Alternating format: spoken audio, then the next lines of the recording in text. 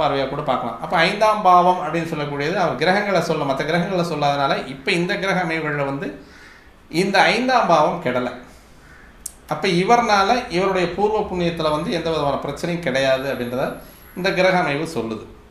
அப்போ 10ஆம் பாவத்தில் இருக்கக்கூடிய கிரகம் ஒரு வம்சாவளி விருத்தியை தந்தே ஆகணும். இது எப்படி வரும் அப்படின்னா காலபுருஷ தத்துவத்தின் 10ஆம் இடம் அப்படின்னு சொல்லக்கூடிய சனிக்கு சொந்த வீடு. சனி தான் ஜாதகர், சனி தான் குழந்தை. குரு வந்து குழந்தையை கொடுக்கக்கூடியவன். ஒரு ஜாதகத்தில் வந்து சனி அப்படின்னு சொல்லக்கூடிய கர்மகாரகன் அந்த ஜாதகரை குறிக்கக்கூடிய கிரகம். அப்போ அந்த 10ஆம் பாவம் அப்படின்னு சொல்லக்கூடியது எந்த ஒரு லக்கணத்துக்குமே 10ஆம் பாவம் கெடாமல்